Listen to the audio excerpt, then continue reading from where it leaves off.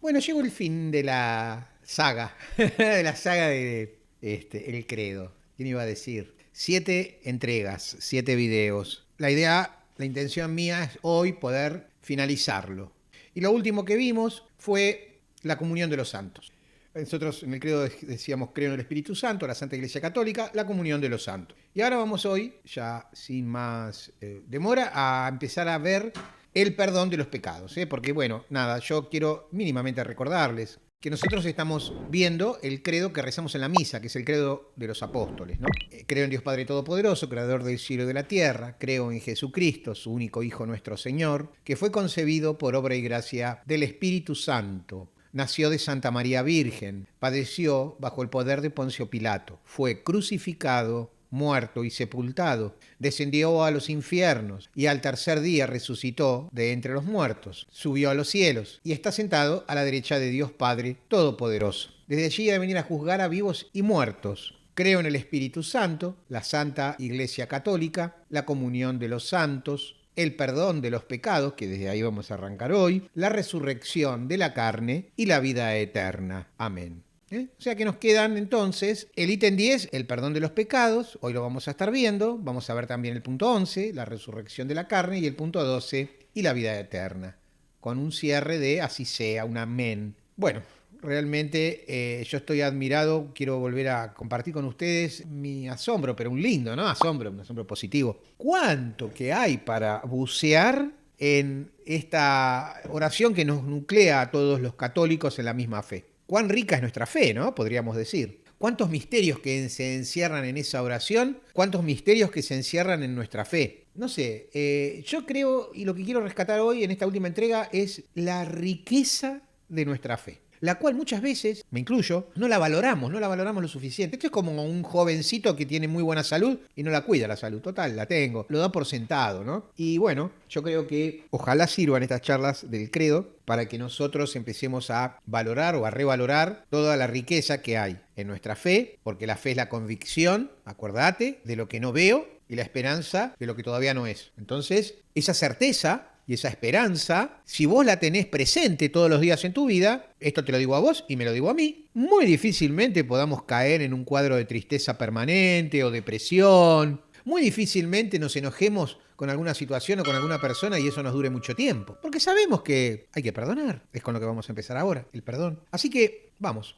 ya mismo al punto 10. Creo en el perdón de los pecados. Y obviamente vamos a seguir con el Evangelio de Juan, porque como yo les dije la vez pasada, sin la más mínima duda, uno puede afirmar y darse cuenta rápidamente a la luz de la lectura del Evangelio de San Juan, que Juan fue el más esotérico y que probablemente el que más claro tuvo, desde antes incluso de Pentecostés, obviamente después de Pentecostés mucho más, de lo que hacía a la naturaleza divina de nuestro Señor. Bueno, vamos al perdón de los pecados. Evangelio de Juan, decíamos, capítulo 20, versículos 22 y 23, dice: y habiendo dicho esto, sopló y les dijo: recibid el Espíritu Santo. A quienes remitiereis los pecados, les son remitidos, y a quienes se los retuviereis, les son retenidos. Yo creo que es más que claro estos dos versículos, donde Jesús les entrega a través de su aliento el Espíritu de Dios, el Espíritu Santo, le dice: recibid el Espíritu Santo, e inmediatamente sentencia a Jesús. No les pregunta si quieren, fue una afirmación, una sentencia. Dijo: a quienes remitiereis los pecados, les son remitidos, y a quienes se los retuviereis, les son retenidos. Esto valga para, perdón, yo no quiero ponerme maestrito con el dedo, ¿no? Ni mucho menos, pero así señalando quiero decir, por ahí a nosotros mismos en alguna etapa de nuestras vidas, quien no ha tenido una crisis de fe, le ha sucedido, o a mucha gente en la actualidad, que te dicen: mira, yo me confieso con Dios, yo no tengo por qué estar contándole al cura mis problemas, mis cosas, que se fije él. Está bien, desde la razón humana es lógico. Pero, a la luz de la fe la cosa cambia. Porque si Jesús dijo que a quienes se les retuvieran los pecados le van a ser retenidos y a quienes se los perdonen le van a ser perdonados, atenti que se lo dijo a los apóstoles.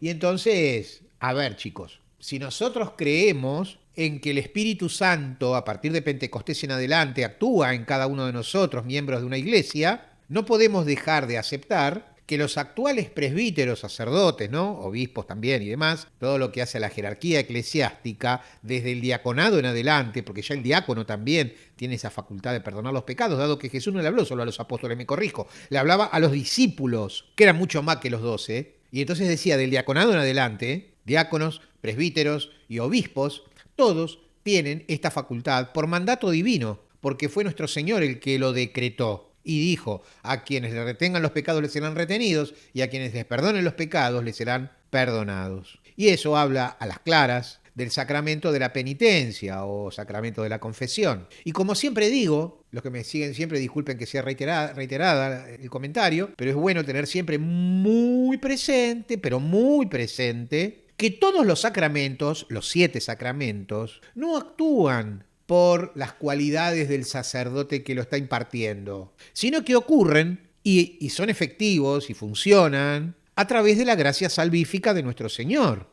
Es por la gracia salvífica de Jesucristo que los sacramentos actúan. ¿Que hace falta el sacerdote? Sí. ¿Y por qué? Vos me podrás preguntar, ¿hace falta el sacerdote? Porque es la voluntad de Dios. Fue Jesús el que les dijo, a los que le retengan los pecados les han retenido y a los que se los perdonen les serán perdonados, y previo a eso sopló sobre ellos y les dijo, reciban el Espíritu Santo. Entonces no puede haber dudas ahí. ¿Entendés? Y como los sacerdotes en líneas generales son hombres falibles, imperfectos, como cualquier criatura, como cualquiera de nosotros, porque santos no hay nadie, ¿viste? Es muy raro acá en la tierra. Entonces, ¿qué pasa? Podemos estar camino a la santidad o caminando hacia la santidad con ese propósito, pero en el camino nos vamos a mandar macanas seguro, porque somos imperfectos. Y el cura también es imperfecto.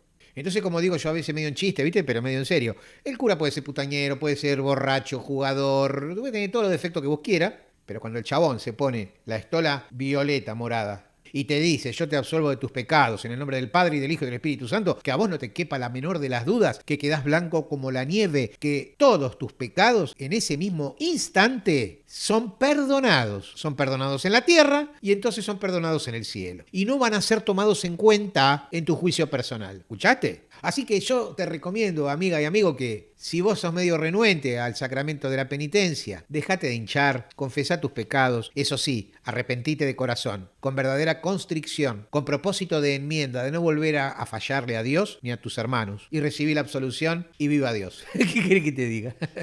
Bueno, y mirá lo que nos dice acá San Pablo en la segunda carta a los Corintios, capítulo 5, versículos 17 y 18. Y esto lo agrego por si cabría alguna duda después de lo de Juan. Dice acá Pablo, de modo que si alguno está en Cristo, nueva criatura es. Las cosas viejas pasaron. He aquí, todas son hechas nuevas. Y todo esto proviene de Dios, quien nos reconcilió consigo mismo por Cristo y nos dio el ministerio de la reconciliación. Como siempre, Pablo, mostrando sus grandes cualidades docentes, con su facilidad de palabra, con la facilidad de poder explicar las cosas difíciles de Dios y las pone de una forma simple para que todos la podamos entender. Fíjate que hace un condicional, ¿no? Dice, de modo que si alguno está en Cristo, nueva criatura es. Claro, ¿qué quiere decir estar en Cristo, no? Haber recibido el bautismo, haber sido nuestras culpas, nuestros pecados lavados en las aguas del bautismo. De modo que si alguno está en Cristo, nueva criatura es. Las cosas viejas pasaron. He aquí, todas son hechas nuevas, claro, porque luego del bautismo todo es hecho nuevo. Todo, absolutamente todo. ¿Y qué es el sacramento de la penitencia? Sino una renovación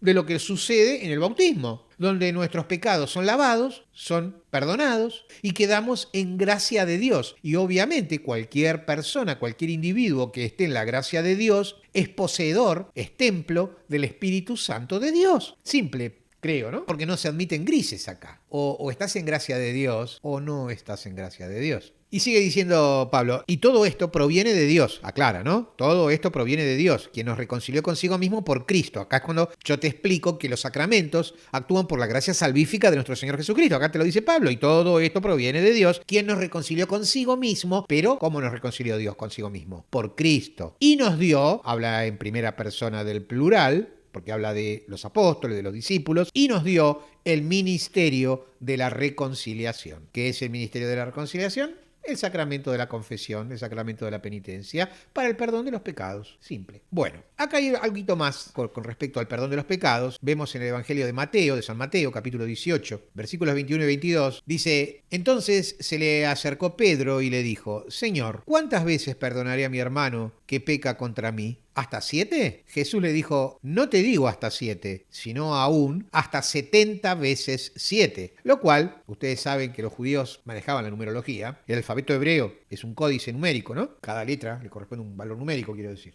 Decir 70 veces 7 es la máxima perfección. El 7 le corresponde a Dios. Que Jesús le haya dicho, no te digo hasta 7, sino 70 veces 7, está hablando de que siempre hay que perdonar. de que cueste lo que cueste, hay que perdonar. El perdón es fundamental en nuestra vida diaria, para nuestro bienestar, quiero decir, para sentirnos bien. 70 veces 7 hay que perdonar, siempre. Y no me vengan con eso de que perdonar es divino, porque vos y yo somos manifestaciones del mismo Dios. En vos y en mí por igual habita la chispa divina. Estamos hechos a la imagen y a la semejanza del Creador. ¿Te queda claro? Que en vos habita la deidad. O sea que esto de que perdonar es divino te corresponde a vos también, porque vos sos una manifestación de la divinidad, al igual que yo. Lo demás son excusas. Y la verdad, si uno no perdona, es un resentido. O sea, vuelve a sentir todos los días el odio, vuelve a sentir todos los días el enojo. Y eso nos va envenenando al extremo de poder enfermarnos gravemente. Así que mejor hagámosles caso a nuestro Señor y perdonemos hasta 70 veces 7. A sabiendas de que tenemos un abogado en el cielo, Jesucristo, y gracias a Él, gracias a su pasión, muerte en cruz, resurrección y ascensión al cielo, tanto vos como yo podemos disfrutar hoy de este maravilloso sacramento que es el de la reconciliación,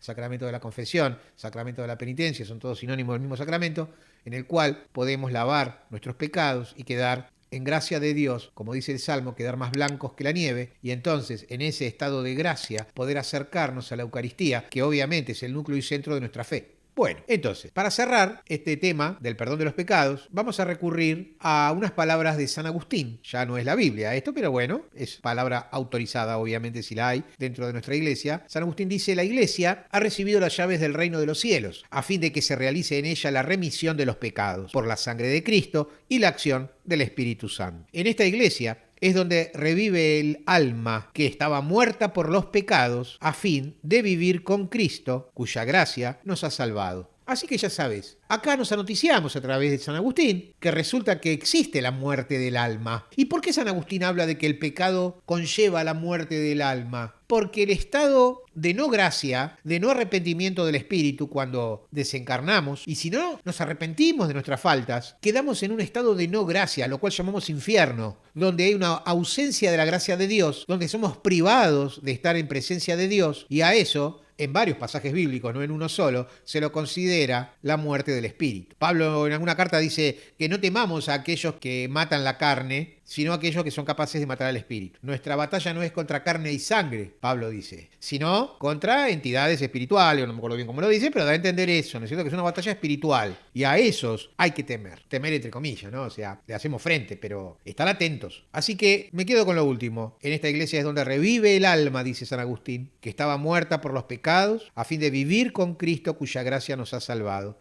El único que te salva es Cristo. ¿Entendés? Esto es así. Yo te lo digo de corazón, porque muchas personas, yo acá en mi trabajo diario con los pacientes en el gabinete, ¿viste? Escucho esta clase de historias que te voy más o menos a resumir rápidamente ahora. La gente se angustia, la gente obviamente tiene problemas y en vez de refugiarse en la gracia salvífica de Jesucristo, recurre, no sé, a ir a tirarse el tarot, o que es peor, las runas o cosas por el estilo. Y eso es recurrir a falsos dioses.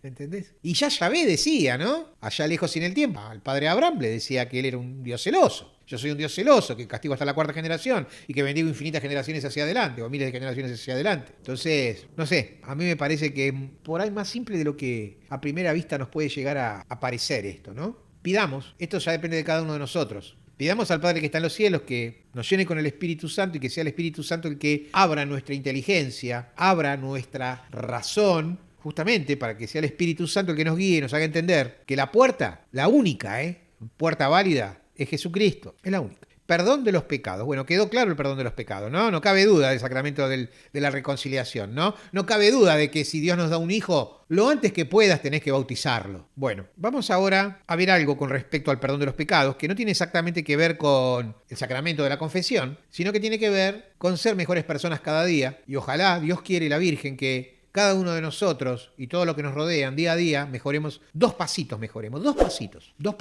hacia ser mejores personas, 2 pasitos hacia que nuestros actos, nuestra manera de sentir y de pensar sea grata a los ojos de Dios. Porque como vamos mal. ¿A qué me estoy refiriendo? Verán esto. Vos dirás, ¿qué me está mostrando Jorge? Yo te estoy mostrando una foto satelital del año 2019 de los incendios forestales en el planeta. ¿Sí? Como escuchaste, ¿eh? El planeta está en llamas. Si nosotros queremos que prevalezca la misericordia divina sobre, obviamente, la justicia divina, entonces, urgente, tenemos que empezar a clamar al cielo para que el mundo cambie. Empezando por nosotros, por supuesto, ¿no? Porque así como vamos, no nos queda planeta para mucho, ¿eh? Esto es América Latina. Miren lo que es América Latina. Miren lo que es nuestra patria. la foto de abajo a la derecha. Miren lo que es la cuenca del Paraná. Es un desastre. Miren arriba a la derecha lo que es la Amazonia, tanto en Brasil como en Perú como en Bolivia. Arde el pulmón del planeta. Y todo este monóxido de carbono, y este dióxido de carbono, mejor dicho, liberado a la atmósfera, no solamente genera y acelera el efecto invernadero, con el calentamiento del planeta, con la suba de las temperaturas medias, sino que está afectando el Océano Pacífico, y eso a su vez trae las consecuencias de las grandes sequías que hemos tenido, que generan más y más incendios. Y vos decís, ¿qué tiene que ver, Jorge, esto con el perdón de los pecados? Para mí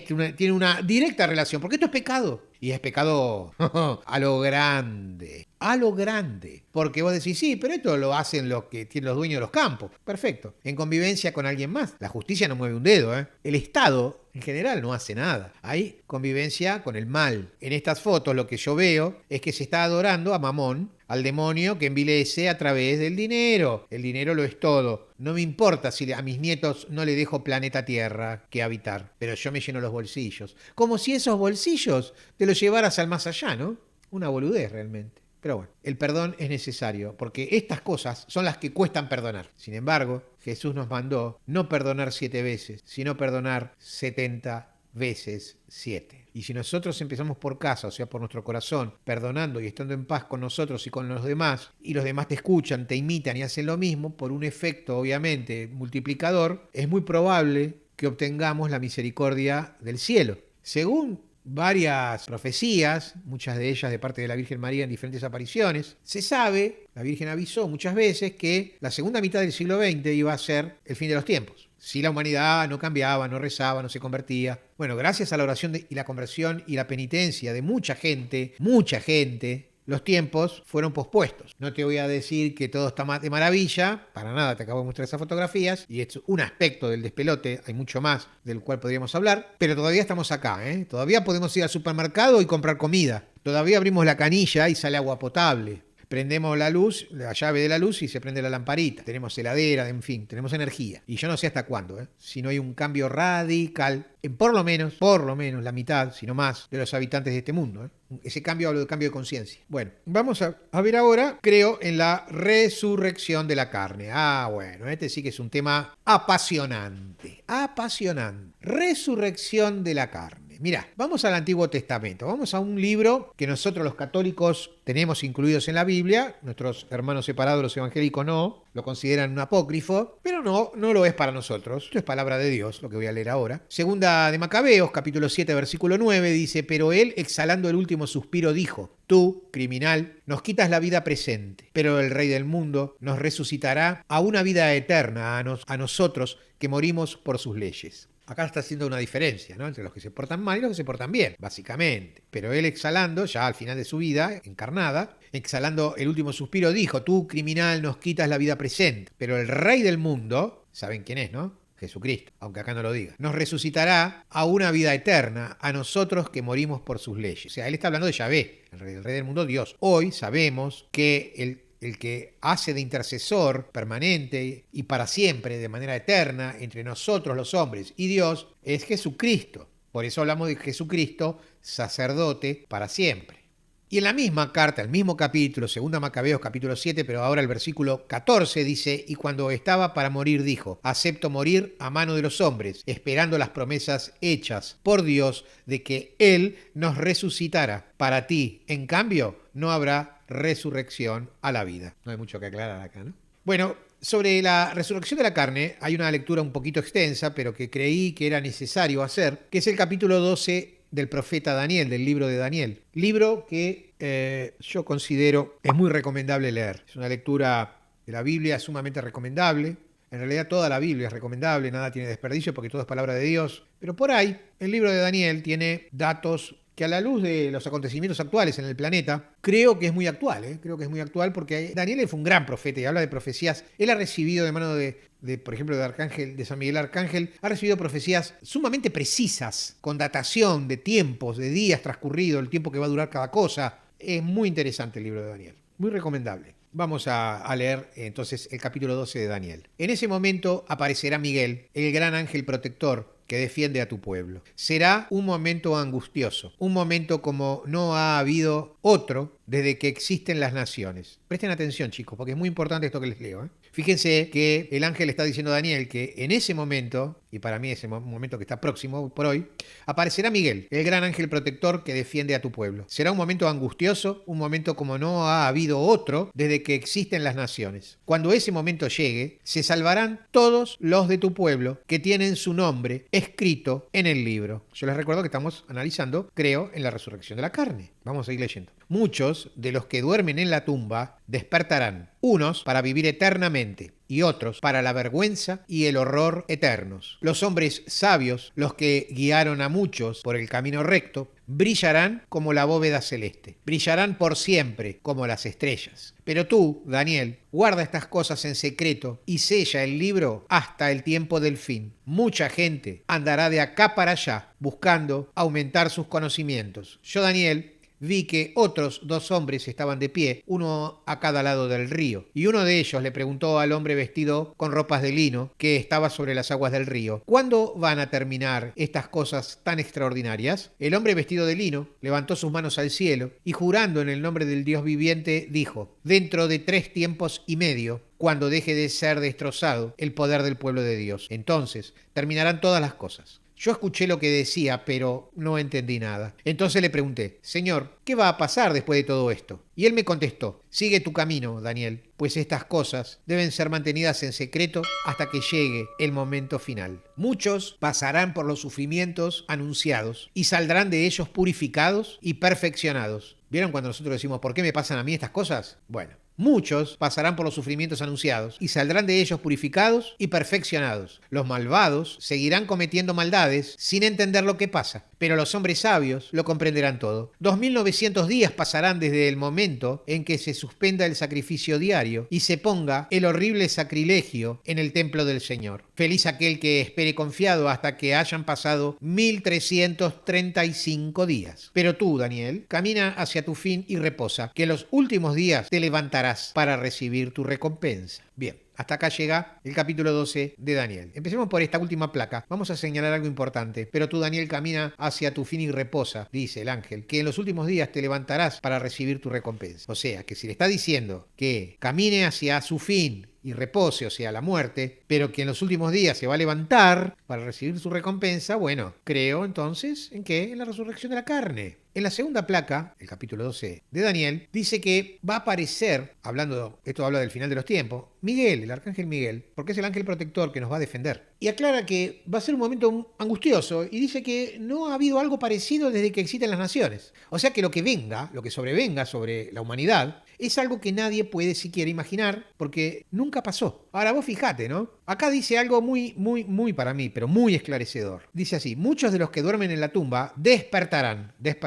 Unos para vivir eternamente y otros para la vergüenza y el horror eternos. ¿Vieron cuando Jesús decía que va a separar la paja del trigo? Unos para vivir eternamente y otros para la vergüenza y el horror eternos. Y te dice que los hombres sabios, aquellos que fueron elegidos de alguna manera por Dios y que supieron guiar a muchos por el camino recto, van a brillar en la bóveda celeste, o sea, en el cielo, para siempre, asemejándose a las estrellas. No me sorprende, pero al mismo tiempo sí, me sorprende porque digo, cuánta certeza y cómo yo al menos veo, no sé, ustedes, opinen ustedes, cómo estas cosas se están empezando a dar en nuestro acontecer diario, ¿no? Le dice a Daniel el ángel que guarde las cosas en secreto y que lo selle el libro hasta el tiempo del fin. Pero inmediatamente agrega el ángel: mucha gente andará de acá para allá buscando aumentar sus conocimientos. Yo no digo que nos pase a todos, pero pongámonos una mano en el corazón y no pensemos, hagamos un examen de conciencia. Preguntémonos, ¿yo soy de Cristo realmente? ¿En un 100%? ¿Jesucristo puede contar conmigo en todo momento y en toda ocasión? ¿Soy de fierro con Jesucristo? ¿O ando de acá para allá buscando conocimientos vanos? Ay, sí, porque me decía una el otro día, estoy constelando porque tengo que analizar, tengo que ver yo quién fui, porque, bueno, cosa que me contó en privado que no puedo repetir, la mujer tenía un problema realmente a resolver, yo lo entiendo, pero en vez de arrodillarse ante el sagrario, ante el Dios vivo y verdadero presente en la Eucaristía, va a buscar por otros lados. Y yo no les voy a decir a ustedes lo que dicen mucho, porque me parece medio temerario decir esas cosas, pero hay gente que dice que, ay, si vas a un tarotista, que mirá, que el demonio, que no, yo no digo eso. Pero bueno, agarrándome de las palabras de Yahvé a Abraham, de que es un Dios celoso, no me vas a negar a mí que si yo voy a otros lados que no sean de Dios, no me digas que a Dios no le va a hinchar un poco eso, ¿no? Mucho no le va a gustar, digo, porque ya lo dijo, el que avisa no traiciona, él avisó. Y bueno, Por eso yo te digo, a mí no me gusta, te voy a ser honesto, ¿no? A mí no me gusta cuando yo escucho gente, en YouTube hay mucho de esto, yo lo llamo, perdonen el término que voy a usar, yo lo llamo católicos recalcitrantes, conservadores de ultraderecha que no se han olvidado de perdonar 70 veces 7, evidentemente. Y sobre todo que tienen una cabeza cerrada como una nuez. Cuando te dicen que el yoga, el reiki, sobre todo hablan de esos dos que son los más difundidos acá en Argentina y en Latinoamérica, son demoníacos. Y que el reikista cuando hace gallo, invoca, qué sé yo, que le entran los demonios. Me parece que se fue al pasto esa persona. Y ojo, estoy hablando de sacerdotes que lo dicen, ¿eh? Ahora, vamos a separar las cosas. Si yo mañana, el día de mañana, porque necesito saber algo, de dónde vengo, a dónde voy, todas estas cuestiones que uno se pregunta siempre en la vida, ¿no? Voy a un medium, alguien que me dice que puede comunicarse con mis padres, puede comunicarse con, no sé, aquel ser fallecido del cual yo necesito conocer algo. Ahí sí que estás haciendo mal las cosas. Porque está en Deuteronomio, está muy clarito, que está prohibido hablar con los muertos. Está prohibido visitar agoreros y adivinos. Por eso te hablo de los tiracartas, por eso te hablo del tarot, por eso te hablo, en este caso, de un medium. Ahora, que hagas reiki. Mientras invoques al Espíritu Santo, está más que bien. Haces yoga, buenísimo para tu salud. Mientras no te vuelvas hinduista, adorando a los dioses del hinduismo, haces todo el yoga que quieras, ¿entendés? Mente abierta, un corazón que es solo de Jesucristo. Yo le pertenezco a Jesús y a nadie más. Pero hay terapias que nos ayudan a vivir mejor. ¿Por qué decir que no sirven? Es tener la mente muy cerrada o tener mala leche, ¿no? Porque también debe haber algunos una intención no muy santa. Digo, para llevar agua a su molino. Bueno, el libro de Daniel, como decía, es importante. Es un libro que yo creo que vale la pena que ustedes alguna vez al menos en la vida lo lean. Les va a llevar tiempo porque hay cosas que hay que leer y releer varias veces para entenderlas. Vos fijate, por ejemplo, acá. Muchos pasarán por los sufrimientos anunciados y saldrán de ellos purificados y perfeccionados. ¿Esto qué quiere decir? Que aquellos que perseveremos hasta el final, a pesar de que por ahí la racha no sea la mejor, vamos a salir purificados, vamos a salir perfeccionados. Esto es porque se sabe, en el libro de Daniel se menciona la figura del anticristo, que vamos a ser obligados a renunciar a Jesucristo. Aquellos que no lo hagamos, que perseveremos, a pesar de los sufrimientos anunciados, vamos a salir purificados y perfeccionados. Ténganlo muy en cuenta esto. Y fíjense lo que dice acá, los malvados seguirán cometiendo maldades sin entender lo que pasa. Claro, ¿qué van a entender si no creen en Cristo? Si no creen en las profecías, si se le está mostrando en el rostro, en medio de la cara, se le está poniendo en la jeta lo que está pasando, que el mundo se está desquebrajando y siguen explotando a mansalva los recursos naturales, siguen generando guerras, fabricando armas, generando pestes, vinculados al narcotráfico y el planeta llora, el planeta arde, el planeta sufre. Los malvados seguirán cometiendo maldades sin entender lo que pasa, pero los hombres sabios lo comprenderán todo. Si vos sos sabio, si estás iluminado con la sabiduría el don de la sabiduría del Espíritu Santo de Dios, enseguida te vas a dar cuenta que como estas cosas ya fueron anunciadas hace mucho, mucho tiempo atrás, tenían que pasar. Acordate siempre de que Dios dijo que Él no hace nada sin anunciarlo a través de sus profetas. Así que anunciado está. Y tiene acá un dato numérico, preciso, muy preciso. 1290 días pasarán desde el momento en que se suspenda el sacrificio diario y se ponga el horrible sacrilegio en el templo del Señor. Nadie sabe exactamente cuál es el horrible sacrilegio en el templo del Señor, pero sí sabemos qué significa que se suspenda el sacrificio diario. ¿Te acordás cuando vimos la Santa Misa? ¿Qué dijimos? ¿Qué es la misa? Es la renovación del sacrificio de la cruz. Cuando la misa sea suspendida, pero que al mismo tiempo suceda lo otro, que no sabemos bien qué es, dice, y se ponga el horrible sacrilegio en el templo del Señor, a partir de ahí, el ángel le dice a Daniel, contá 1290 días. ¿Sabés cuántos son 1290 días? 3 años y medio. En otro momento anterior dijo que iban a pasar 3 tiempos y medio. Y ahora habla de 1290 días contados a partir de la suspensión del sacrificio diario y del sacrilegio en el templo.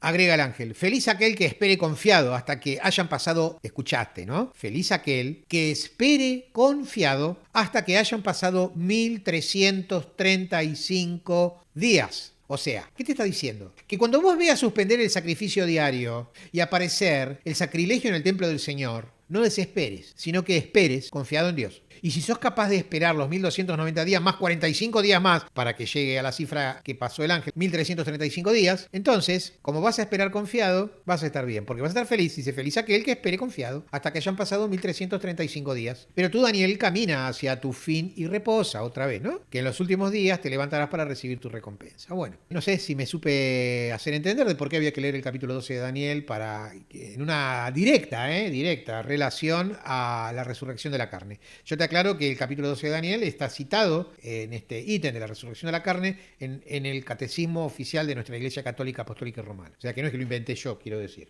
Sigamos un poquito más adelante con la resurrección de la carne. El libro de los Hechos de los Apóstoles, capítulo 23, versículos 6 al 9, nos relata. Luego, dándose cuenta de que algunos de la junta eran del partido saduceo y otros del partido fariseo, dijo Pablo en voz alta. Yo les cuento acá, en Hechos de los Apóstoles, en este capítulo se relata cuando lo atrapan y lo llevan ante el Sanedrín a declarar y, bueno, se tiene que defender. Entonces dice, luego, dándose cuenta de que algunos de la junta eran del partido saduceo, los saduceos no creían en la resurrección de la carne y los fariseos sí, ¿no?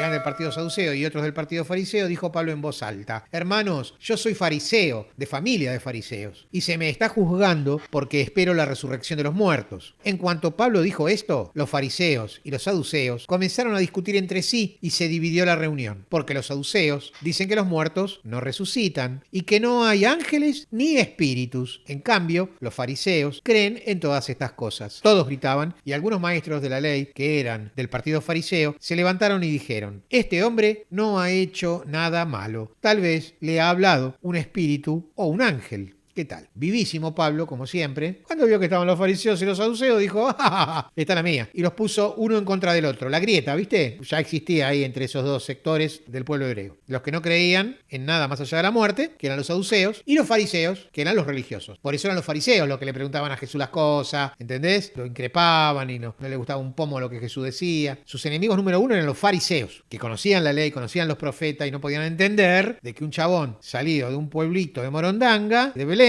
vaya a ser el Salvador del mundo, el Mesías anunciado, porque ellos lo esperaban. Bueno, con respecto a la resurrección de la carne, Pablo, en la primera carta a los Corintios, en el capítulo 15, versículos 12, 13, 14 y 20, nos dice, pero si se predica de Cristo que resucitó de los muertos, ¿cómo dicen algunos entre vosotros que no hay resurrección de muertos? Porque si no hay resurrección de muertos, tampoco Cristo resucitó. Y si Cristo no resucitó, vana es entonces nuestra predicación, vana es también nuestra fe. Mas ahora Cristo ha resucitado de los muertos, primicias de los que durmieron es hecho. Clarito, como algunos, como el caso de los saduceos, ¿no creen en la resurrección de la carne? A ver, flaco, yo te estoy diciendo que Cristo resucitó y si nosotros no creemos que Cristo resucitó, entonces ¿qué estamos haciendo acá? Más o menos dio a entender, son dignos de lástima, pero él reafirma que Cristo resucitó como primicia de los que duermen. Y volvemos al Evangelio de Juan. Juan, capítulo 11, versículos 23 al 27 nos dice, Jesús le contestó, tu hermano volverá a vivir. Marta le dijo, sí, ya sé que volverá a vivir cuando los muertos resuciten en el último día. Jesús le dijo entonces, yo soy la resurrección y la vida. El que cree en mí, aunque muera, vivirá. Y todo el que todavía está vivo y cree en mí, no morirá jamás. ¿Crees esto? Ella le dijo, sí, Señor, yo creo que tú eres el Mesías, el Hijo de Dios, el que tenía que venir al mundo. Bueno, esto está en el contexto de la resurrección de Lázaro. Hay una frase acá que obviamente hemos escuchado muchísimas veces en la vida, que es, yo soy la resurrección y la vida. Bueno, acá está, en Juan 11, del 23 al 27. Pero hay algo más acá, que vale muy la pena tomar en cuenta y analizarlo y masticarlo. Jesús dice acto seguido de yo soy la resurrección y la vida, dice, y el que cree en mí, aunque muera, vivirá. Habla de la resurrección al final de los tiempos. El que cree en mí, aunque muera, vivirá. Y escuchen esto ahora. Y todo el que todavía está vivo y cree en mí, no morirá jamás. Obvio, en la segunda venida de nuestro Señor, los que estemos encarnados y seamos tomados en cuenta, experimentaremos un cambio, que es la resurrección de la carne, en vida, sin pasar por el proceso mortuorio. ¿Entendés? Sin pasar por la degradación del cuerpo en la muerte. Nuestros cuerpos y espíritus serán transformados de una forma semejante a la transfiguración de Jesucristo. ¿Se acuerdan que yo les dije el otro día, cuando hablamos un ratito de la reencarnación, y yo les conté que está el argumento más tradicional tradicional, si se quiere, que viene más del hinduismo, de seres individuales, nacemos, nos desarrollamos en una existencia terrenal hasta que morimos. Cuando morimos vamos al cielo, ahí seguimos adoctrinados por nuestros guías espirituales, seguimos trabajando para la gloria de Dios y en un momento determinado volvemos a tomar un vientre y volvemos a encarnar, y así sucesivamente, vida tras vida. Esa es la más común, la más popular de todas las maneras de explicar esto y probablemente la más simple de entender. Pero después hay otra que es que parte de la esencia espiritual de nuestros antepasados se adhiere a nuestro espíritu, para que de esa manera, el día que vuelva Jesús, aquellos que sean tomados en cuenta resucitarán, ascenderán al cielo, los que estén vivos sin conocer la muerte, y los que hayan muerto vivirán porque están viviendo en su descendencia. No importa, es otra manera de verlo, una u otra, las dos cierran con respecto a esto. Obviamente no cierran el hecho de que ahí, perdóname, tengo que discrepar con lo que la tradición de nuestra iglesia dice, que no hay reencarnación. No me entra en la cabeza que Dios solo nos dio una oportunidad de pocos años. Hoy, ¿cuánto se vive? 80 años, 90 años, no sé. Ponele 100 años, cada vez está viendo más, ¿no? Mirá a la reina Isabel, mirá a Carlito Balá y tanta gente que yo conozco que tiene papás de una edad similar. Sin embargo, qué sé yo, todas las personas que estamos vivas sabemos que si la venida del Señor nos sorprende encarnados, va a ser espectacular. Pero si ya morimos, también va a ser espectacular. También. Obviamente, chicos, como dije la vez pasada, no se van a abrir los sepulcros. No sé, imagínate la gente que hoy por hoy, la mayoría de las personas, a sus familiares cuando fallecen los creman. Y muchos los llevan a los ceniciarios de las iglesias. Que está bárbaro, ¿no? Yo re te apoyo esa manera de hacer las cosas. Pero imagínate, las cenizas están todo mezcladas ahí de todo. Que es muy infantil creer eso. Pero como vamos a ser uno en Cristo y uno en el Padre, algún día hablaremos más en profundidad de eso, porque ahora es muy complejo. Pero me voy a quedar con esto que voy a leer ahora. Yo soy la resurrección y la vida. El que cree en mí, aunque muera, vivirá. Y todo el que todavía está vivo y cree en mí, no morirá jamás. Jesús le pregunta a Marta, y también te lo pregunta a vos y me lo pregunta a mí, ¿crees esto? Cada uno de nosotros, al igual como hizo Marta, deberíamos decir, sí Señor, yo creo que tú eres el Mesías, el Hijo de Dios, el que tenía que venir al mundo. Y en la última placa de la resurrección de la carne, otra vez el evangelista Juan, en el capítulo 20, versículos 38, 39 y 40 escribe, porque he descendido del cielo no para hacer mi voluntad, sino la voluntad del que me envió. Y esta es la voluntad del Padre, el que me envió, que de todo lo que me diere no pierda yo nada, sino que lo resucite en el día postrero. Y esta es la voluntad del que me ha enviado, que todo aquel que ve al Hijo y cree en él tenga vida eterna, y yo le resucitaré en el día postrero. Más clarito, echémosle agua. Bueno, vamos a cerrar esta charla de hoy con creo en la vida eterna. Hermoso, la vida eterna. Mirá lo que dice el apóstol Juan en su primera carta, capítulo 3, versículo 2. Amados, ahora somos hijos de Dios, y aún no se ha manifestado lo que hemos de ser, pero sabemos que cuando Él se manifieste, seremos semejantes a Él, porque le veremos tal como Él es. Bueno, de este versículo yo me tomo para decirles que cuando resucitemos de entre los muertos, o estando en vida resucitemos, vamos a ser como lo que mostró Jesús a Pedro, Santiago y Juan en la transfiguración. Así me lo imagino yo al menos. Lo que sí se sabe, acá Juan lo dice muy claro, no sabemos cómo vamos a ser, o sea, dice, aún no se ha manifestado lo que hemos de ser, dice. Pero sí sabemos que cuando Él, o sea, el Cristo, se manifieste, seremos semejantes a Él. Le vamos a ver a Jesús tal cual como Él es, ¿no? Por eso digo, no creamos que las tumbas se van a abrir, que los muertos van a caminar, que las cenizas van a volver a tener cuerpo. Nadie sabe bien cómo va a ser. Yo tengo mi versión. Yo adhiero a la versión de las unidades espirituales adheridas a mi ser y que si yo soy tomado en cuenta y no dejado, sino tomado, resucito junto con mis muertos, que habitan en mí también. Por ley de afinidad, por ley de correspondencia, se van adhiriendo a aquellas unidades espirituales que son afines a mí. Por eso yo no soy Jorge solamente, no soy una entidad aislada, sino que soy una resultante, obviamente no fruto de la casualidad, pensado por el Padre que está en los cielos desde el principio de los tiempos, y soy una sumatoria genética, evolutiva y espiritual. Por eso lo que vos y yo hagamos en la vida va a tener una directa repercusión en nuestra descendencia. Y ahí es donde cuando uno toma conciencia de eso, empieza a tratar de ser más prolijo en la vida, que todo lo que uno piensa, todo lo que uno siente y todo lo que uno hace sea para la gloria de Dios y de su reino, y nunca para que el Padre que está en los cielos tenga que desviar la mirada porque no le gusta lo que está viendo de mí. Eso lo dijo Juan en su primera carta, ¿no? Capítulo 3, versículo 2. Ahora, ¿qué nos dice Pablo en la primera a los Corintios? Capítulo 13, versículo 12. Dice, hablando del amor, ¿no? Ahora vemos por espejo, oscuramente, mas entonces veremos cara a cara. ¿A quién? A Dios, ¿eh? Ahora conozco en parte, pero entonces conoceré como fui conocido. O sea, le voy a conocer a Dios tal cual como Él me conoce a mí. Imagínate, imagínate. Y en el Evangelio de Juan, y esto ya para cerrar, lo último que leo,